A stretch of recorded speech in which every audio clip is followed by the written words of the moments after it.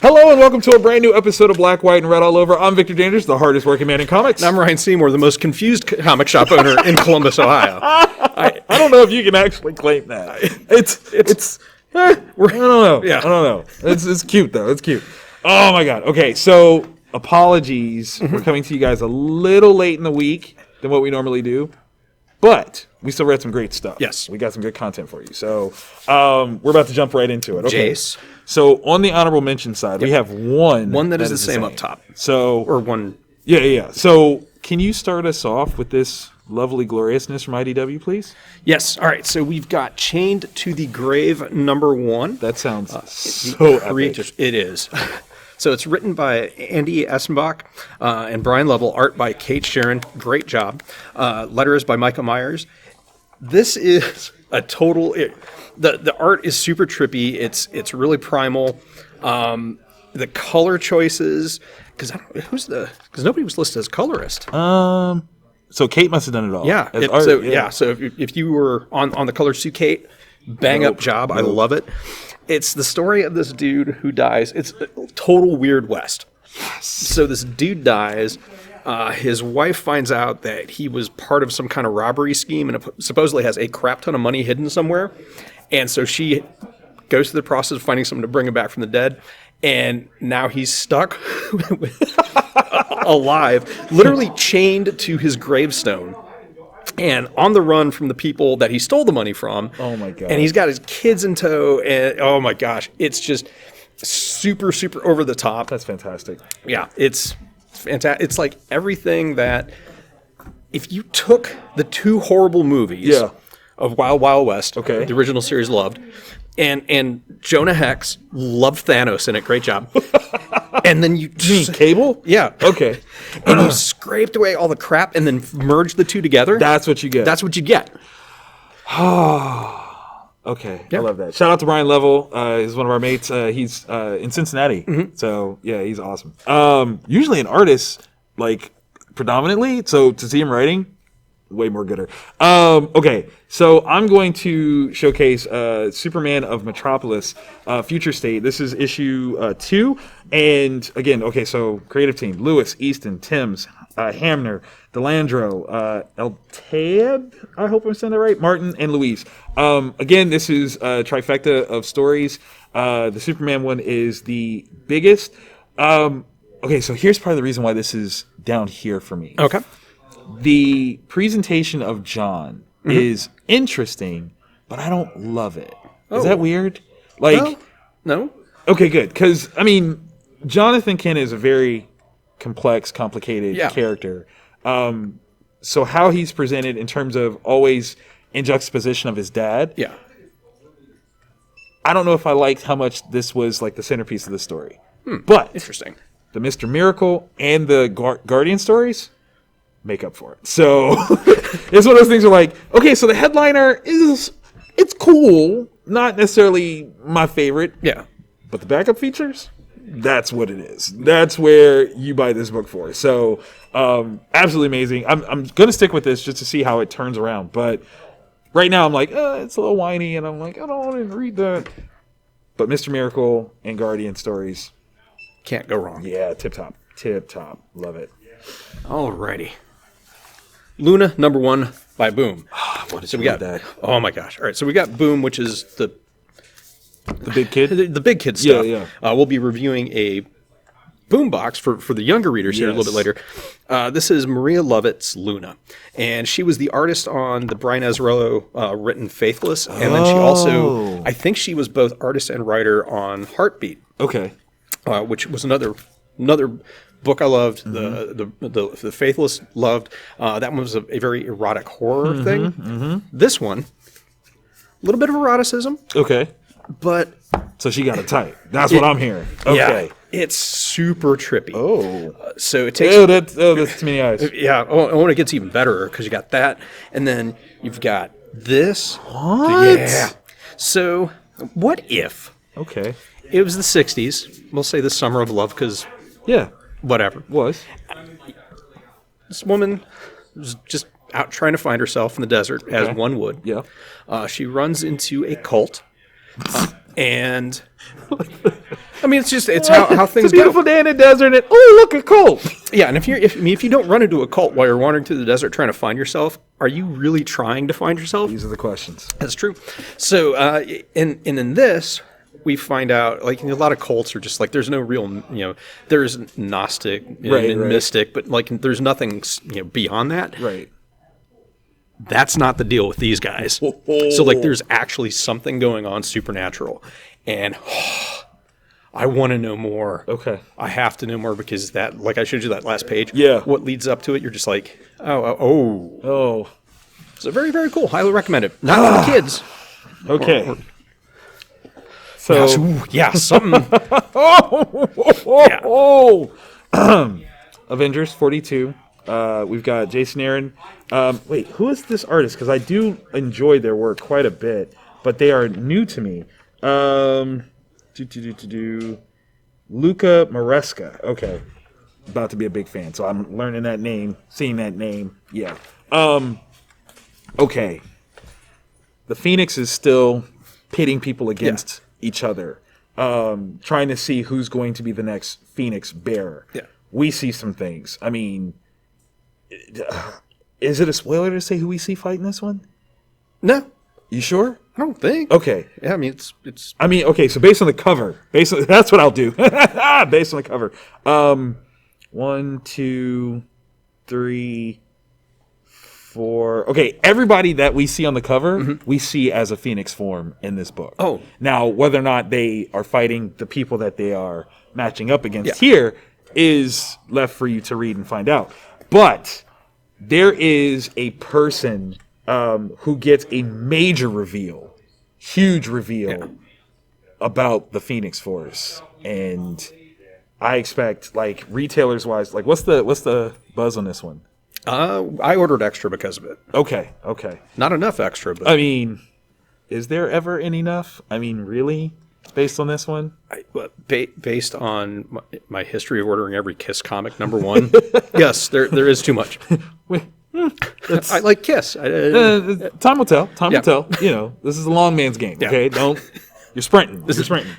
But so the thing that has me though is with this reveal, the fact that it's Jason Aaron that's writing it, means that the stuff that came before is still authentic because it's same voice. So I'm like, ooh, snap. It made me wonder when I read it, like, was that in the back of his head the entire other time he was doing this? I don't know. Like, and does that mean that the Phoenix actually goes by another name? Right. Based on J.M. Straczynski's run. Yeah. So these are the things. Fun stuff. I think my favorite interaction is Cap and his sparring partner in this one. Wow. Because, I mean, if there's anybody who I would want to have it, I agree with Cap. I totally agree with Cap. Like, not that Cap should have it. It's his idea of who should have it. And, I like it.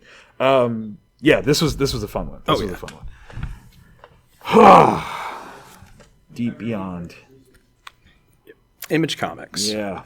Let's see. We've got writing it. It's created by Mirka Andolfa, David Goya, Andrea Boccaro, and Barbara Nance. How are you going to throw a number in there? I apologize. I think it's a Z. But it's the font. It's the font. It's been a long day. I mean, it's a funky font. It is a funky font, so it's not just you. So the reason for me personally, Mirka was the writer, Andrea is the artist, the colorist is Barbara. So the reason it didn't make it to the acrylic for me, I really, really enjoyed it. The color is amazing, like the choices for that palette. The art is really, really cool because the moments where it's supposed to be real lifey, it is, and then the moments where we interact with this horrible yet beautiful apocalyptic world. Yes, it's really, really cool. My all right. I'm trying to figure out how to like describe without right. Because it's an eco horror. Yes, and we're following a couple people. Something has happened that, from what we understand, humanity not cleaning up after itself is a problem. Has led to some issues. Yeah. And one of there's a scientist that's trying to figure out what can be done to fix it, and they're in danger. Yes. And I think that's without spoiling. That's a pretty good start. I don't know if it's like kaiju horror. Right. Is it The Happening? Is it... Yeah, and that's where there's like two different possibilities. Yes. And that's where I'm like, which is which? Because they're both really, really good. It's just going to be difficult to have them the same. Right. The lack of clarity is almost the fault of this title. What had me, the reason why it's not on the Acrylic for me, is I don't like the way that this issue ended. By way of... It felt like we were going to get a little bit more information. Yeah. And I feel like a little bit more information was due. Yeah. Rather than the way that it cuts off. Yeah. Now, to a degree, one could argue like, no, that's a good thing because you wanted more, and that's when they stopped you. Yeah. But how you make me want more, tease me a little bit, make me be like, oh, snap, as opposed to, oh, that was it? Yeah. Like, there's a difference between those two endings. And I think that's the thing that I wanted more because that setup piece at the beginning... Yeah. it had me. It had me. Yeah. It had me. And it hasn't lost me.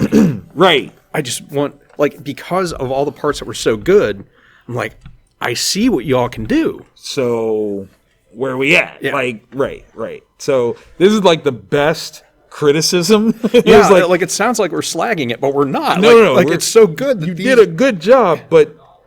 We need a little bit more. Yeah. We need a little bit more definition and ease us into those cutoffs at the end of the issue. Make it where, we know the commercial's coming. Yeah. And we're like, oh my God, as opposed to wait, if that last panel had been moved as a page turn, so it was a full page, and instead a little bit of exposition about what's going on was in that panel, and then you're like, okay, cool. And then you flip the page and then bam. We're there. 100%. We fixed it. There you go. Congratulations. Okay, moving on to the Acrylic, sir. Yes. We've got two that are the same, Yes. one that is different. Where do you want to start? Oh, man. See, you grabbed that Wonder Woman. I'm curious. Tell me about that Wonder Woman. Wonder Woman Future State number 2. I jumped in on this one just because... okay, so Yara is beautiful, okay? Like... Just as a presentation of Wonder Woman, I am in love with the audacity. Yeah, I say it. The audacity that Yara Flores represents. This is what I want Wonder Woman to be. Yeah. Like, confident, hard. Like, you don't stop her. Yeah. You know what I'm saying? Like, it literally takes feats of the gods to sway her intention. And that's what I want. I'll be open. I was not a fan of the Wonder Woman movie. I was not a fan of Wonder Woman 84. Yep. And it was predominantly because of this notion that Diana in those movies did not have her own agency. And I have no doubts whatsoever that Yara does what Yara wants to do. Yeah. If she makes a declaration, this is how it's going down. Like, if she fails, it is not for lack of effort. It is not for lack of know-how. It is... She's about that action. And this, she does something that, you know what, I'm going to show you. All right. First and foremost, let's see, where are we at? I mean, it's early. Because I've caught a couple panels and I'm like, oh, yeah. Epic. Okay. So, to do this, right? Yeah. To that person, gets that, shows... There's a youthfulness. There's a creativity to this thought process. And to who they did it to? Yeah. Like, how do you answer for that? Do you have enough coin to make up for that? Does it just grow back? I don't know. Like, these are... But does she care? She doesn't. And that's the part that's like, she's here to do what she's here to do. Move. Yeah. Or be moved. Like, that's just... She's one of the characters coming out of Future State that I hope DC keeps around. And because I know in the past DC has tried to create legacy characters, yes. and for whatever reason they've not well received.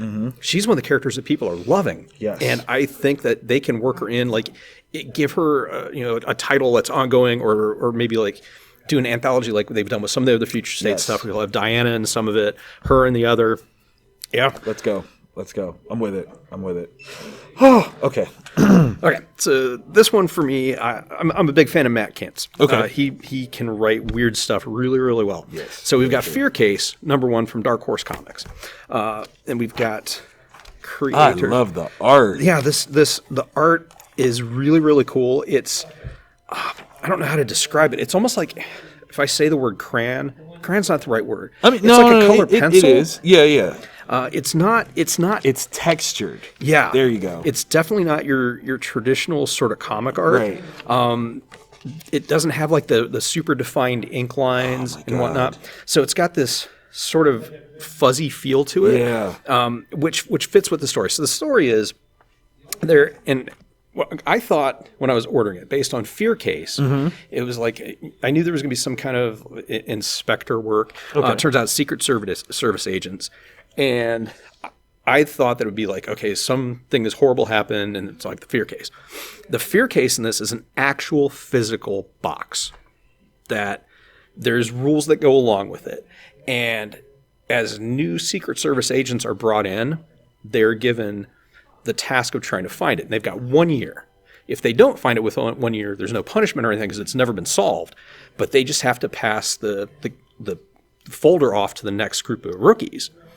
And This is dark. oh my gosh. So we don't fully know what the box does. Okay.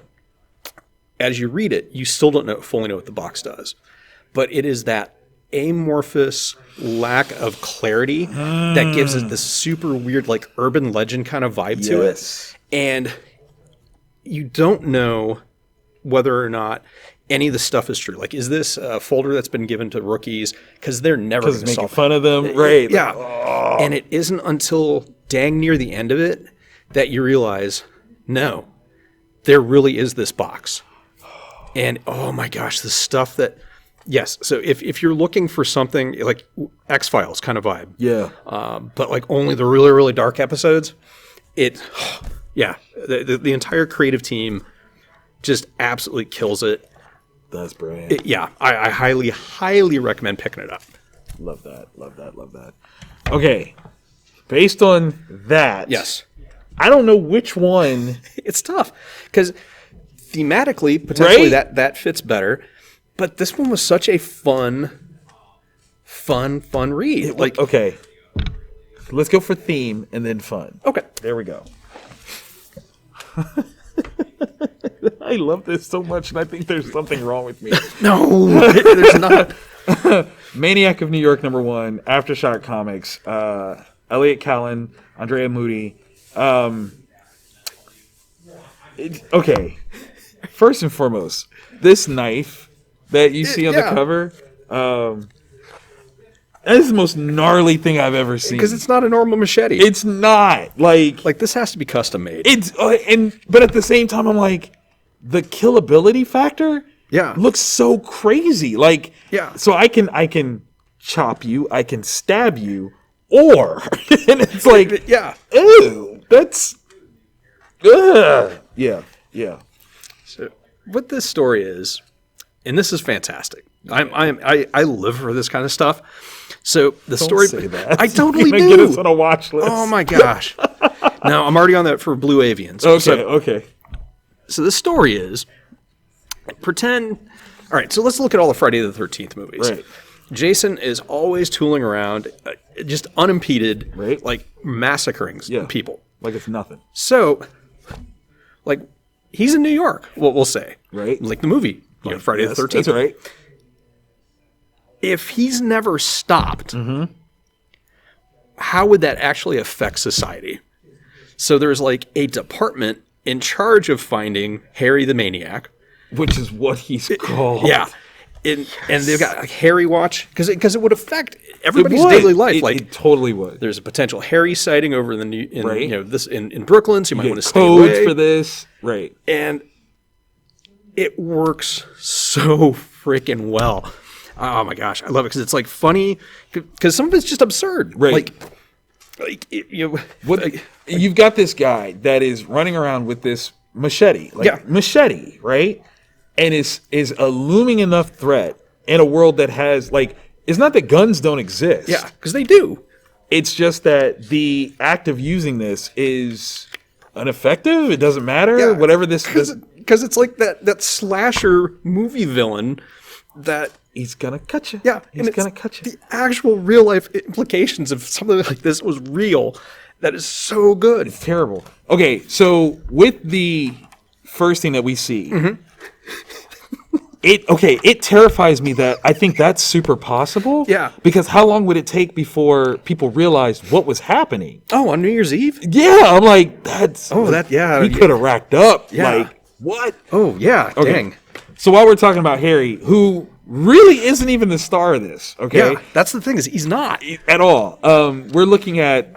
This one is kind of like a cop drama. Yeah. Of individuals that are tasked with needing to solve this case. Much in the way that Fear Case is this unsolvable. Yeah. And it's not, we'll call it a punishment, kind of. Yeah. For the two officers that are put together to do this one.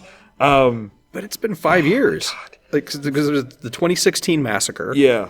It's been 5 years. 5 years. So, I mean, it's basically an unsolvable case at this point. Like, definitely. And, man, where this ends... Yeah, because the hook, when we get to it, Yeah. and then that gives it that personal touch that you're no longer like, okay, they just have to stop Harry, Right. But the actual personal reasons and history of the people involved, Yes. ratchets it. I'm with it. To where that scene at the end, like you're talking about, Vic, Yeah. like, oh my gosh, Yeah. This is about to go to a place. the Right? soulless Like, eyes. just, like, inhuman. Okay? Like, this is a fun one. Man, AfterShock, man. Like, they come through with hits. Like, it's something to do. Like... Let creators do creator stuff. And they do a good job. Yeah. Like, it's crazy. It's the damnedest thing. What? Let creators create and you'll love what they create. Okay, speaking of let creators create and you love their creations. Boombox. Specter and Specter's #1. Bowen McGurty. Caitlin Musto. Okay, so art-wise, we're seeing this readership trend that's almost indicative of like a Cal Arts cartoon sort of thing, where it is this one. I think I don't think it's inappropriate to say that it's very feminine in the soft features. However, it's this great blend of like American animation and manga symbolism, right?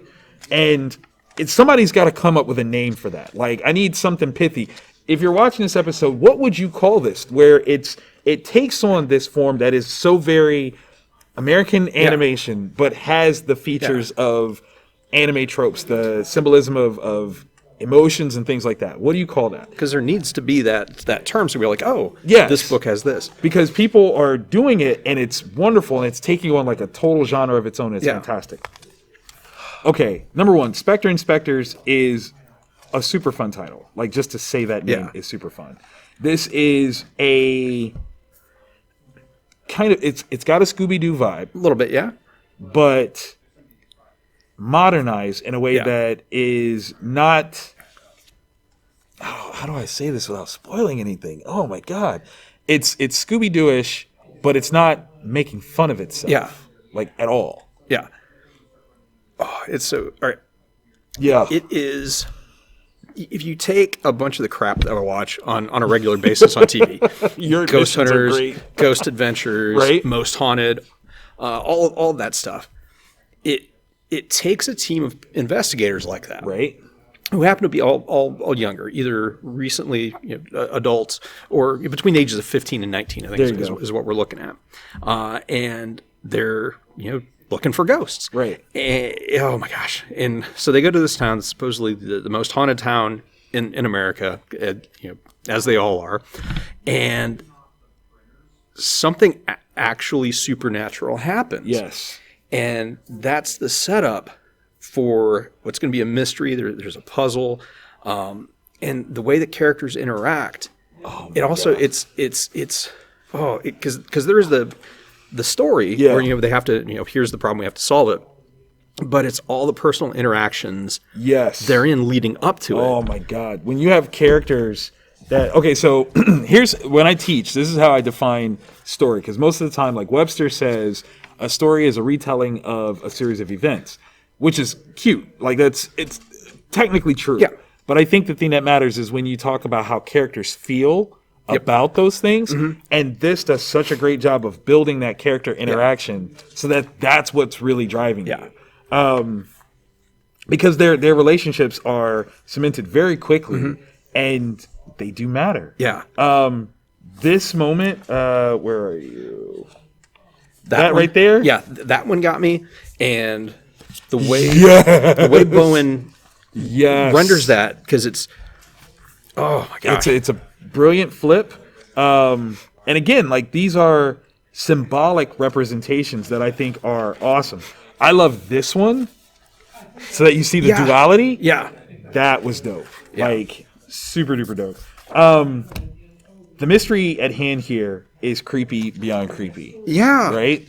Yeah. I love it because, again, like in a sense of Scooby-Doo-ness, there is this mystery to be solved, but there is such a visceral, supernatural bend to it that I am on board, like 100%. Because is this something you play with?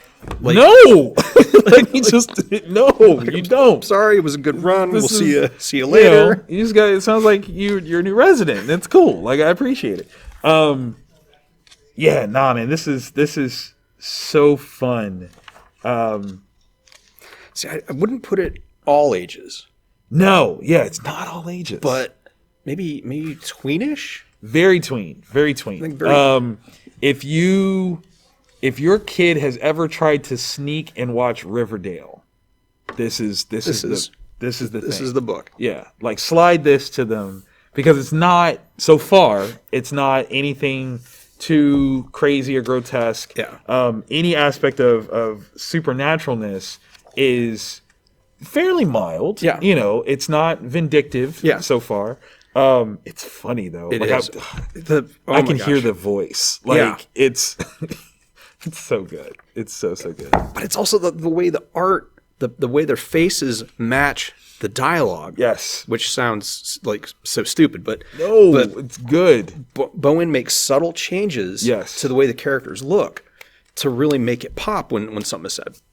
I love it. Absolutely love it. Yeah.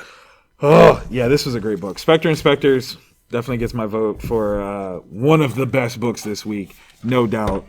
This was amazing. It was a great book. Yeah. Again, man, like, I love Marvel and DC. It's what got me into the game.